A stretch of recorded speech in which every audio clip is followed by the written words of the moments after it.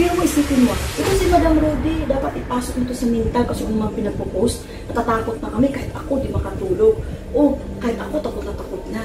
Bakit ka ba takot? Post lang yan, di pa nangyayari yan. It's awareness po yan.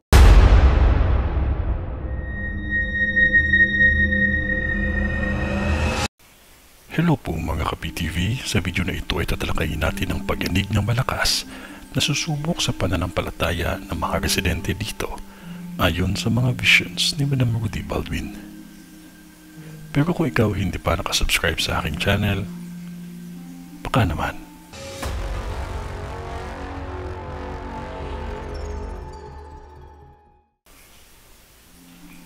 Ipapaalala ko sa inyo na ako po ay hindi makuhula. Ako po ay isang visionary na kung ano man ang babala na ipinakita ng Diyos ay hanggang doon lang din ang aking masasabi.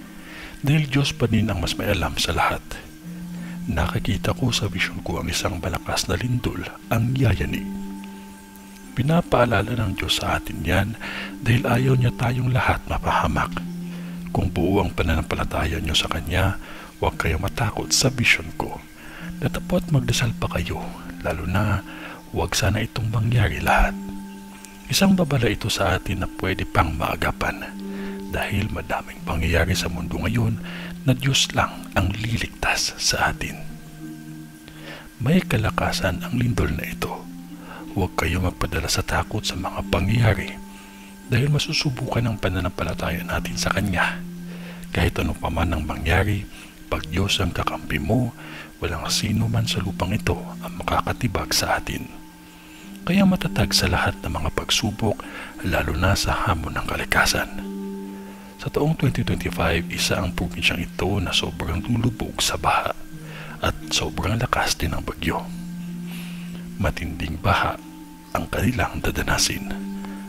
Pati na ang lindol. Kailangan nyo makinig sa nakakataas sa inyo dahil madaming pagguho ang hindi inaasahan na mangyari. Isa ang lugar dito na makakaranas ng malaking sunog na hindi maawat-awat lalo na sa kabundukan. Maging mapagmasid kayo ng mabuti, lalo na kung may patay na kahoy. Dahil ang sunog sa kagubatan, hindi lang ibang bansa ang mangyayari iyan, kundi halos buong mundo. Sa taong ito, nakikita ko sa vision ko ang isang malaking aksidente na hindi kalayuan lang sa tulay. Malaking aksidente ito at may ilang buhay na nawala. Magmaingat ang lahat sa pagmamaneho. Huwag hayaan na aalis kung may mali sa sasakyan. At huwag mainit ang ulo sa pagmamaneho. Ingatan din ninyo ang mga anak ninyo, huwag basta aalis ng bahay na walang kasama, at huwag basta magtiwala kahit kanino dahil may nakikita akong biktima ng panghahalay na mga taong halang ang mga kaluluwa. Maging maingat po tayong lahat dahil ang Diyos ang gabay natin. Ito ay ang bisyon ni Madam sa Aklan. Sa ngalan ng Diyos Ama, ng Diyos Anak, at ng Diyos Espiritu Santo. Amen.